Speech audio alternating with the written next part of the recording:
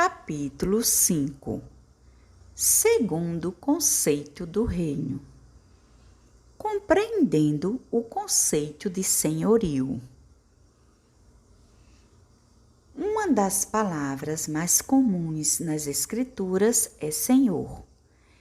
Esse termo não é utilizado em democracias, sociedades socialistas ou repúblicas, exceto pelo vocábulo senhorio em referência a um proprietário de terras ou a um dono de imóveis. O senhorio é o único remanescente dos reinos nos governos modernos e na sociedade ocidental. No entanto, o conceito de senhor é um dos princípios fundamentais de um reino. No capítulo anterior, falei a respeito da soberania de um rei, que ele é livre de controles externos e pode fazer o que bem desejar, sem ter que prestar contas a ninguém. A soberania de um rei é absoluta. Ele não é coroado por voto popular, nem pode ser deposto pelo mesmo processo. A soberania é um direito de nascimento. O mesmo se diz do senhorio de um rei. Todo rei é automaticamente senhor. Portanto, qual a diferença entre um rei e um senhor? O senhorio é apenas um dos aspectos da identidade e do status geral de um rei, mas é um dos mais importantes. Podemos afirmar que a ideia de rei está relacionada a domínio, enquanto que a de senhor tem a ver com território. O termo domínio refere-se à autoridade do rei, seu poder. A palavra território diz respeito à propriedade, à área geográfica sobre a qual a autoridade do rei se estende. Um rei excede autoridade, quer dizer, domínio, sobre uma área específica, quer dizer, território, e nesta sua autoridade é absoluta. Sem território não existe rei. Ele precisa ter algo sobre o qual governar. De que adianta ter autoridade se não podemos exercê-la em lugar nenhum, a menos que tenhamos um território físico para governar? A autoridade não passa de teoria. Se o termo senhor está relacionado com o território de um rei, então o senhorio de um rei está ligado ao território. Em outras palavras, se reinado diz respeito à autoridade, senhorio tem a ver com propriedade. Esse é o princípio do senhorio. Ninguém pode ser rei a menos que tenha posse de alguma propriedade. Não basta apenas exercer autoridade e governar uma região geográfica. Os presidentes fazem isso. Os primeiros ministros e governadores também. No entanto, presidentes, primeiros ministros e governadores não possuem o território sobre o qual governam, e aí está a diferença. Os reis são os donos do terreno no qual reinam, e isso os torna não apenas reis, mas também senhores. Portanto, um rei e sua propriedade estão diretamente relacionados. E a palavra senhor determina a identidade do rei como proprietário de seu território. Como senhor, um rei tem a posse literal e legal de tudo em seu território: as florestas e campinas, as montanhas e os vales, os rios e riachos, as plantações e os animais, e até mesmo as pessoas e as casas onde moram. Tudo no território de um rei pertence a ele. Por causa disso, tem controle absoluto e inquestionável sobre o território. Isso nos leva de volta à questão da autoridade soberana do rei, que pertence a este por direito de nascimento e de posse. O fato de o rei ter a posse exclusiva do território gera algumas implicações significativas que as pessoas que cresceram em uma democracia não se dão conta de imediato. Primeiro, e bastante óbvio, é o fato de que, se o rei possui tudo, então os súditos nada possuem. Em um reino genuíno, não existe a noção de propriedade privada. Os súditos são mordomos e não proprietários. Eles podem ocupar a terra, cultivá-la, extrair minerais, pedras preciosas, construir casas e locais para realizar negócios e também dar seguimento a qualquer outra atividade normal das comunidades humanas. Entretanto, os súditos fazem tudo isso apenas com a permissão do rei. Em última instância, tudo pertence a ele. Em segundo lugar, se o rei é dono de todas as coisas, pode dar o que desejar a qualquer pessoa, a qualquer momento, de acordo com a sua escolha soberana. Em uma democracia, se o primeiro-ministro ou o presidente nos dá uma propriedade como favor pessoal, isso é considerado corrupção. Entretanto, se um rei nos dá a posse de uma propriedade, isso é tido como favor real. Ninguém pode questionar ou protestar contra esse ato, porque, como proprietário, é prerrogativa do rei agir como bem quiser. Ele não apenas possui autoridade para distribuir sua propriedade a qualquer instante, em qualquer lugar e a qualquer pessoa como bem desejar, mas também pode transferir a posse da terra de uma pessoa para outra. O rei pode retirar algo de alguém e entregar-nos ou tirar algo de nós e dar mais a outra pessoa. Pelo fato de o domínio de um rei estar tão intimamente ligado ao território, sua riqueza é medida de acordo com o tamanho e os recursos da terra. Por isso, os reis sempre têm de expandir o reino. Eles procuram aumentar sua riqueza. Pensemos sobre os reinos britânico, espanhol e francês nos últimos séculos. Os reis desses reinos enviaram navios e estabeleceram colônias por todo o mundo. Por quê? Porque desejavam ampliar as fronteiras e aumentar seus tesouros. Quanto maior e mais rico for o domínio territorial, a reputação e a glória do rei serão proporcionalmente grandes. Rei e Senhor. Embora eu esteja falando sobre senhorio com base em reinos terrenos, tudo o que disse até o momento se aplica com ainda mais precisão ao reino de Deus. Já vimos que o Altíssimo é o Rei dos céus e da terra por direito de criação. E pelo fato de todo rei ser automaticamente senhor, o rei de tudo também é senhor de todos. Ele possui tudo, porque criou tudo que existe. A Bíblia, a constituição do reino dos céus, declara que Deus é rei e senhor de todas as coisas. Uma das palavras mais comuns no hebraico, usadas para referir-se ao Altíssimo no Antigo Testamento, é Adonai, que significa literalmente proprietário.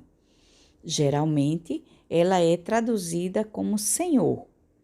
O nome pessoal de Deus, Javé ou Jeová, embora seja difícil de traduzir precisamente, carrega esse mesmo conceito de dono, proprietário ou senhor.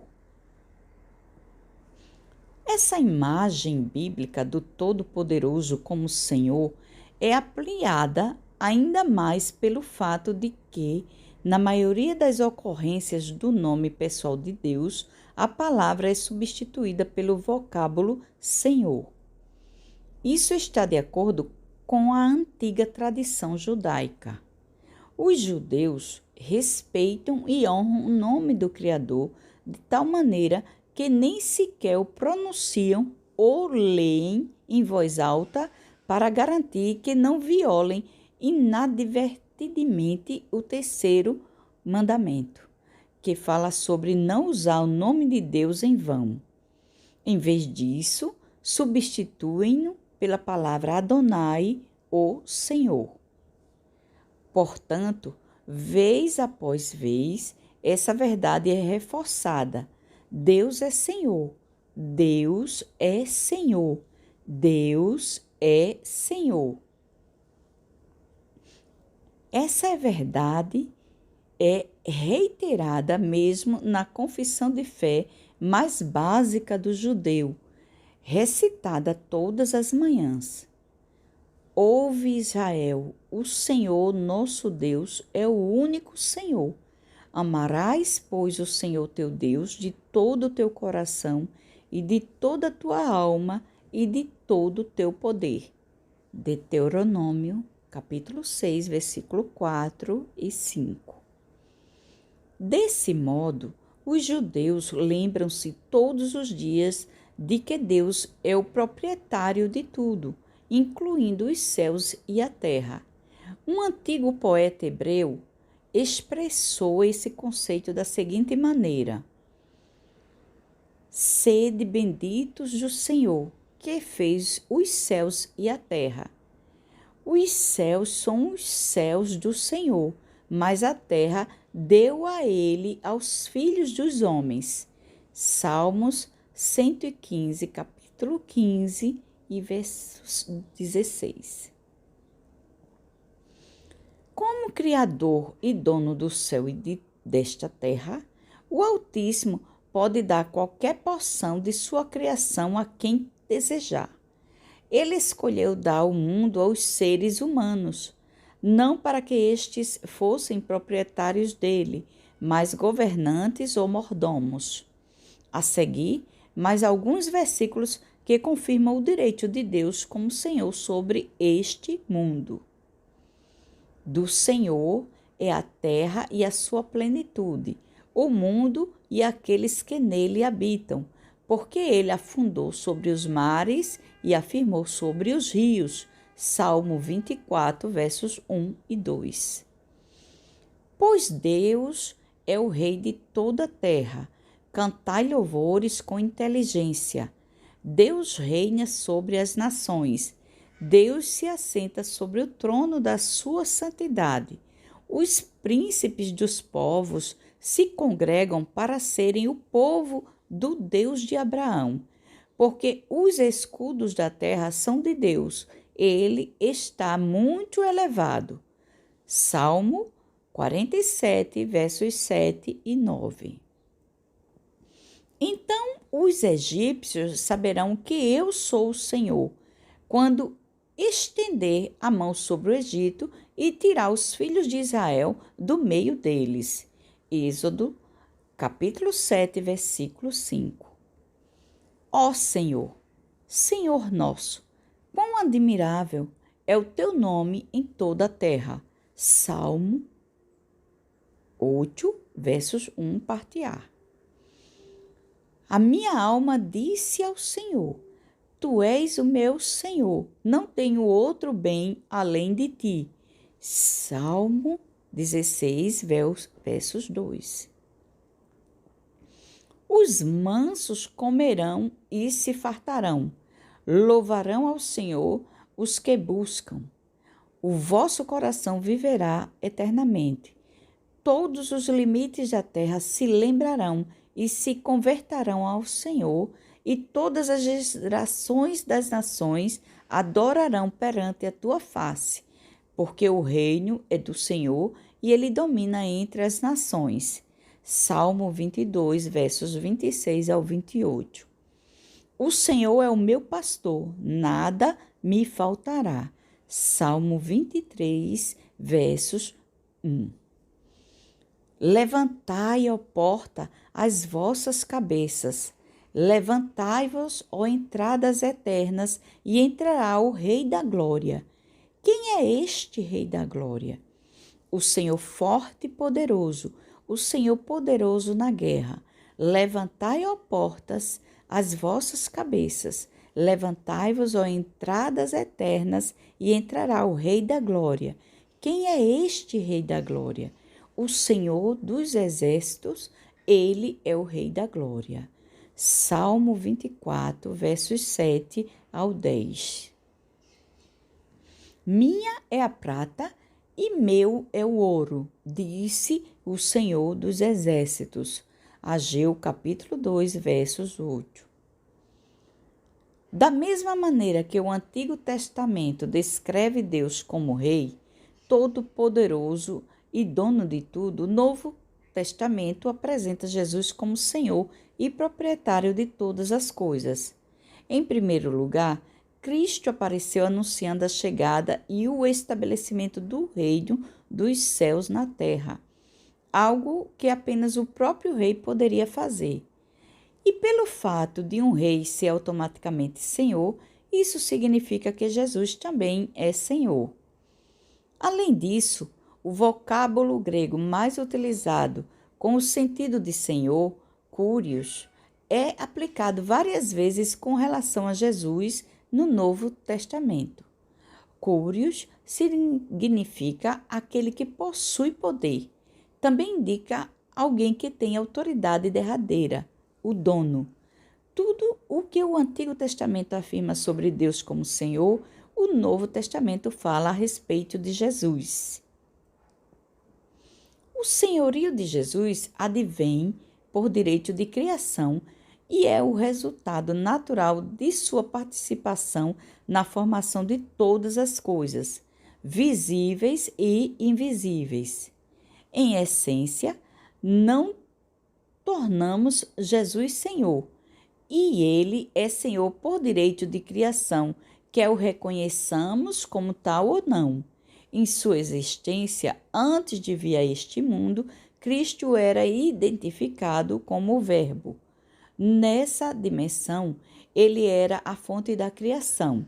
Vejamos os registros dessa atividade criadora que ele confere o senhorio. No princípio, criou Deus os céus e a terra. Gênesis capítulo 1, versículo 1. E disse Deus, haja luz, e houve luz. Gênesis capítulo 1, versículo 3. No princípio era o Verbo, e o Verbo estava com Deus, e o Verbo era Deus. Ele estava no princípio com Deus. Todas as coisas foram feitas por ele, e sem ele, nada do que foi feito se fez. João, capítulo 1, versículo do 1 ao 3. E o Verbo se fez carne e habitou entre nós, e vimos a sua glória como a glória do unigênito do Pai, cheio de graça e de verdade. João capítulo 1, versículo 14. A nós falou-nos nestes últimos dias pelo Filho, a quem constituiu o herdeiro de tudo, por quem fez também o mundo, o qual, sendo o resplendor da sua glória e a expressa imagem da sua pessoa, e sustentando todas as coisas pela palavra do seu poder. Hebreus capítulo 1, versículo 1, parte B, e 3, parte A. Estes versículos dão provas de que Jesus é o Verbo eterno e foi responsável pela criação do universo e também por sustentá-lo. Um relato bastante conhecido a respeito de Cristo reforça essa ideia. Apenas uma semana antes de sua morte, ele estava se preparando para entrar em Jerusalém, mas desejava fazer isso de uma maneira bastante específica. E logo que se aproximaram de Jerusalém, de Betfage e de Betânia, junto ao Monte das Oliveiras, enviou 2 dos seus discípulos e disse-lhes: Ide à aldeia que está defronte de vós, e logo que ali entrardes, encontrareis preso um jumentinho, sobre o qual ainda não montou homem algum.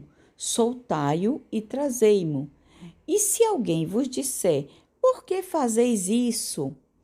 Dizei-lhe que o Senhor precisa dele e logo deixará trazer para aqui.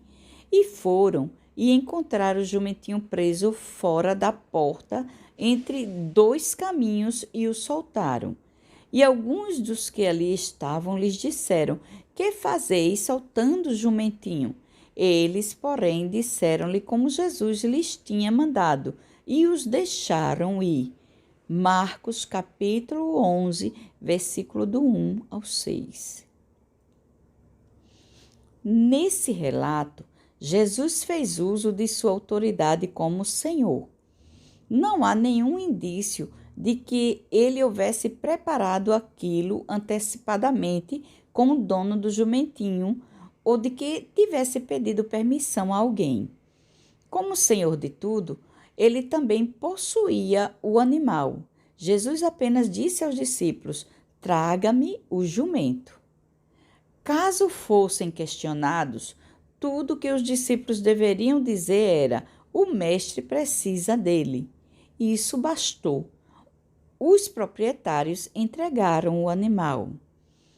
Naqueles dias, os jumentos eram bens bastante valiosos, pois serviam como bestas de carga e como transporte. Eles eram como os nossos carros de hoje. Portanto, desamarrar um jumentinho não era algo que as pessoas costumavam fazer. O equivalente desse ato nos dias de hoje seria como se Jesus dissesse: vão até aquela esquina onde encontrarão uma Mercedes prata novinha em folha. A chave já estará na ignição. Traga-na até aqui. No final, uma palavra do verdadeiro proprietário do animal bastou. O mordomo que cuidava do jumento deixou que ele fosse levado. Outra passagem do Novo Testamento também apresenta Jesus claramente como Senhor de tudo. Ele está em uma carta escrita por Paulo, o embaixador do reino dos céus aos gentios, aos súditos do reino da cidade de Filipos. De sorte que haja em vós o mesmo sentimento que houve também em Cristo Jesus, que, sendo em forma de Deus, não teve por usurpação ser igual a Deus, mas aniquilou-se a si mesmo, tomando a forma de servo, fazendo-se semelhante aos homens, e achado na forma de homem, humilhou-se a si mesmo, sendo obediente até a morte, e morte de cruz. Pelo que também Deus o exaltou soberanamente e lhe deu um nome que é sobre todo nome, para que ao nome de Jesus se dobre todo o joelho dos que estão nos céus e na terra e debaixo da terra, e toda língua confesse que Jesus Cristo é o Senhor, para a glória de Deus Pai. Filipenses, capítulo 2, versículos 5 ao 11. Jesus Cristo é Rei e Senhor de tudo.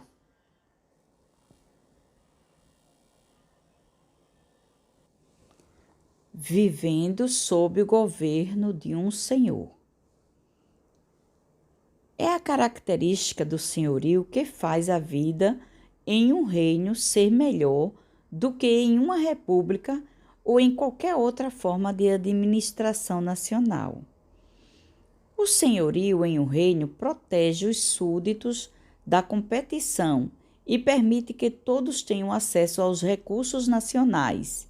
Ele põe fim a problemas como ciúmes, temor, engano e acúmulo excessivo de bens. Em um reino genuíno, o Senhor é dono de todos os recursos e distribui os mesmos igualmente. Sempre que concede algo a um súdito, nunca é para a posse própria, mas para a mera administração. A submissão ao senhorio de um rei torna o súdito capaz de receber qualquer coisa, benefício do rei. Do ponto de vista do reino, a confissão mais importante que podemos fazer na vida é: Jesus Cristo é Senhor. O embaixador e apóstolo Paulo declarou isso explicitamente em sua carta aos cristãos de Roma. Se com a tua boca confessares ao Senhor Jesus e em teu coração creres que Deus o ressuscitou dos mortos, serás salvo. Romanos capítulo 10, versículo 9. Ao usar o termo salvo, Paulo se referia a sermos redimidos, recuperados, resgatados e restaurados da alienação causada por nossa rebelião contra Deus, de volta a um relacionamento correto com Ele. A afirmação-chave nesse processo é nosso reconhecimento de que Jesus é Senhor de tudo, incluindo nossa vida. Entretanto, se dissermos Jesus é Senhor, o que isso significa em termos práticos? O que quer dizer viver sob o governo de um Senhor? A única experiência que a maioria dos ocidentais tem com algum tipo de senhor é com o senhorio de um imóvel. Se você mora ou morou em uma casa ou em um apartamento alugado, sabe que o senhorio é o proprietário do imóvel ou o representante direto do proprietário e que exerce autoridade, o que dá no mesmo. A pessoa a quem você paga o aluguel e a quem deve prestar contas sobre a maneira como cuida do imóvel. Por quê? Porque você não é o dono, mas sim o inquilino, ou seja, apenas usufrui o imóvel ou a propriedade. Esse relacionamento com o senhorio nos dá uma ideia do que seria viver sob o governo de um senhor. Quando dizemos Jesus é Senhor, reconhecemos a autoridade dele sobre nós, bem como nossa responsabilidade em obedecer-lhe. Não existe senhorio sem obediência. Se ele é Senhor, não podemos afirmar Senhor, mas, ou Senhor, exceto, e tampouco Senhor, espere. Se ele é Senhor, tudo o que podemos dizer é sim, Senhor. O próprio Jesus afirmou essa verdade ao longo de seu ministério público. Se alguém quer vir após mim, negue-se a si mesmo e tome cada dia sua cruz e siga-me. Lucas, capítulo 9, versículo 23, parte B. Quem ama o pai ou a mãe mais do que a mim, não é digno de mim. E quem ama o filho ou a filha mais do que a mim, não é digno de mim. Mateus capítulo 10, versículo 37 e 38. E outro de seus discípulos lhe disse: Senhor, permite-me que primeiramente vá sepultar meu pai. Jesus, porém, disse-lhe: segue-me e deixa aos mortos sepultar os seus mortos.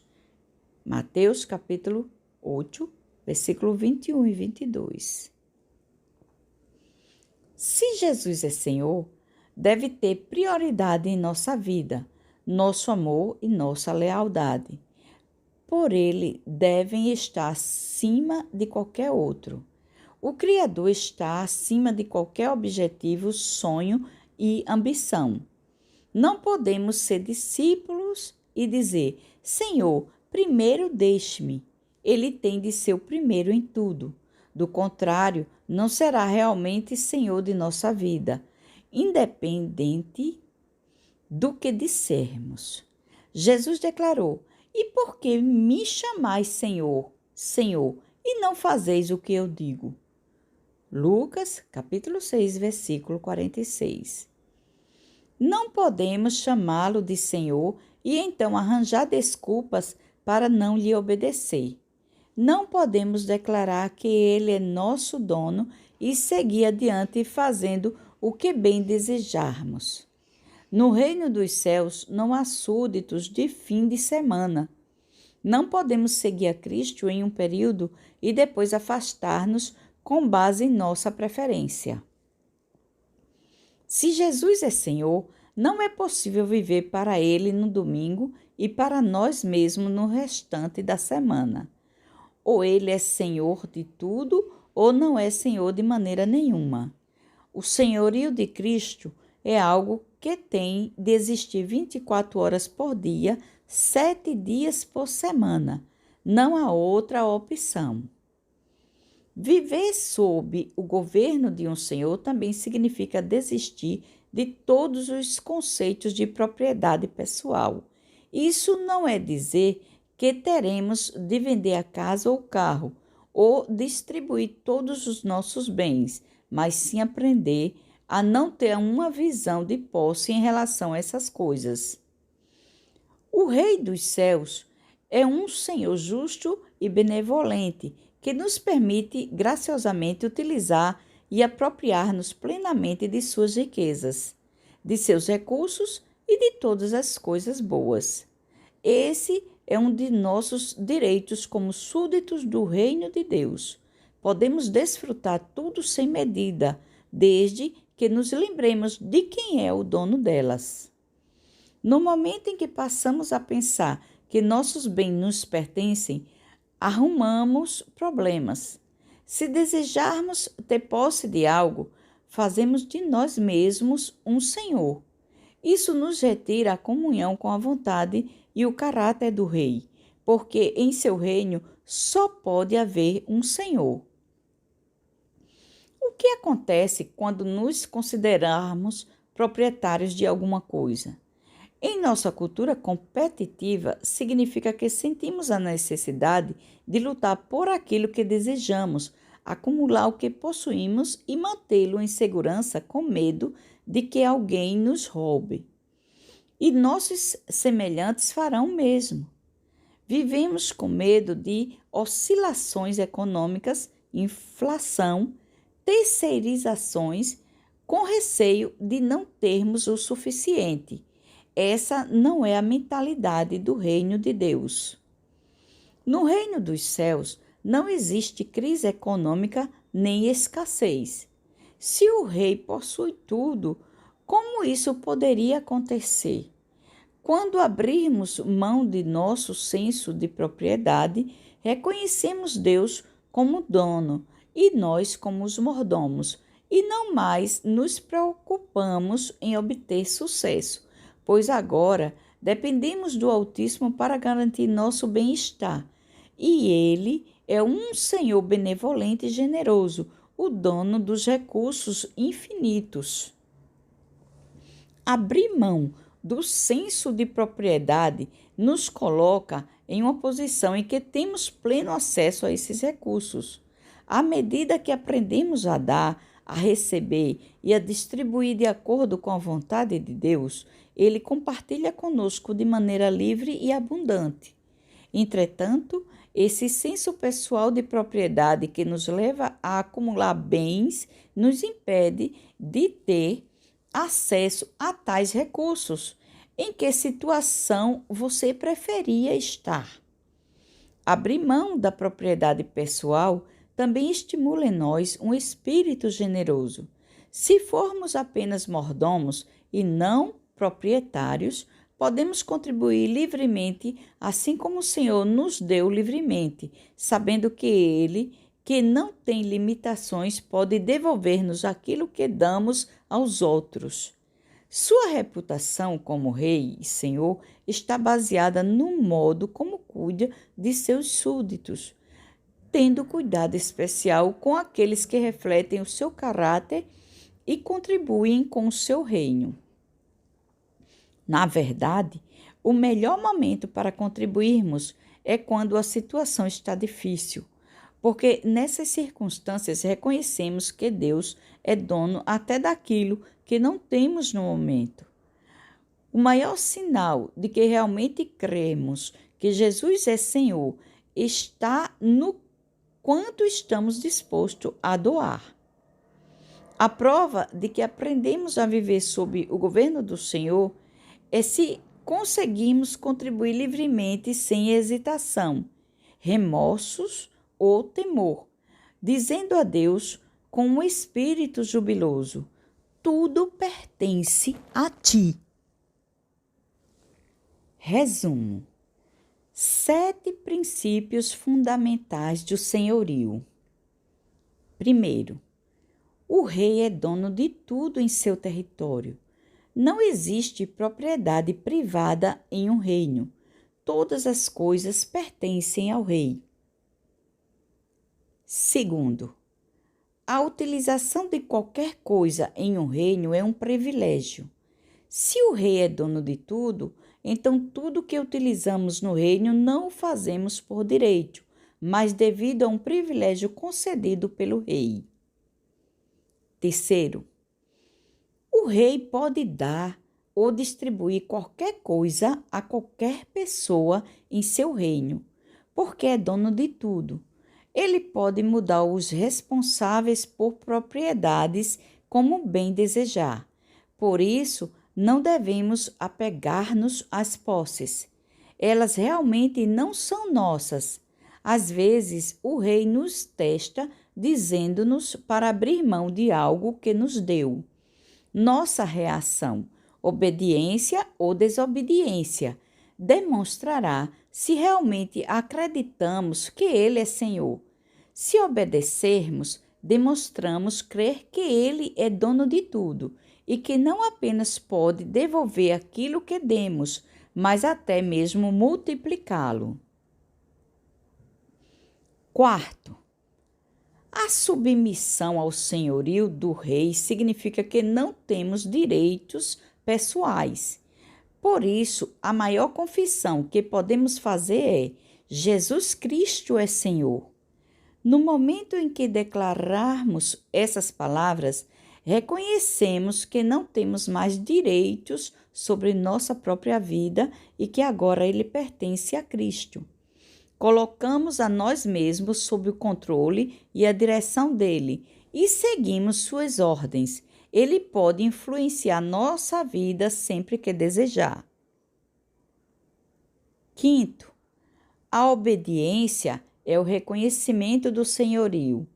Quando obedecemos ao rei, simplesmente dizemos a ele: Tu és Senhor e minha vida é tua. Teu desejo é uma ordem.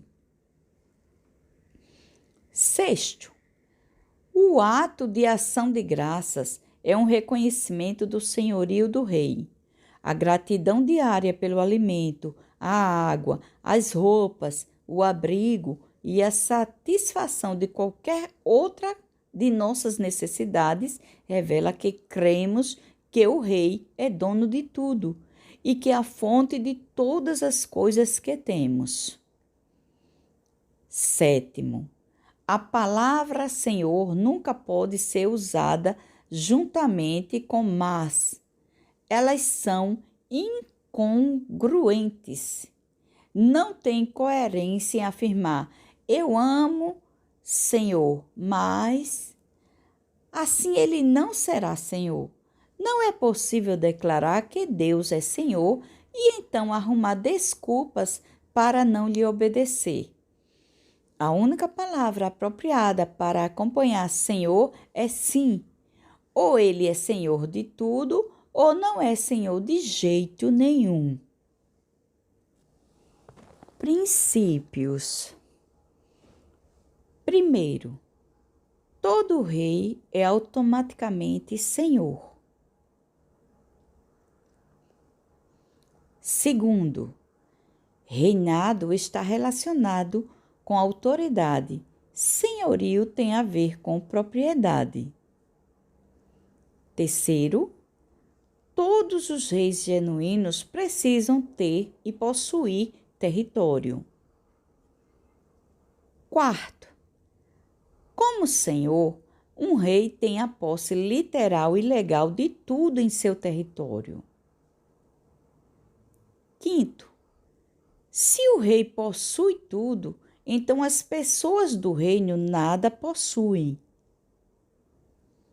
Sexto, se o rei é dono de tudo, pode dar qualquer coisa a qualquer pessoa a qualquer momento, de acordo com a sua escolha soberana. Sétimo, a riqueza de um rei é medida de acordo com o tamanho e os recursos de seu território. Oitavo, Deus, o Rei dos céus, é Rei e Senhor de tudo. Nono, Jesus Cristo é Rei e Senhor de todas as coisas. Décimo, a confissão mais importante que podemos fazer na vida é: Jesus Cristo é Senhor. 11º, não existe senhorio sem obediência. 12º, se Jesus é Senhor, deve ter prioridade em nossa vida. 13º, ou Jesus é Senhor de tudo ou não é Senhor de maneira nenhuma.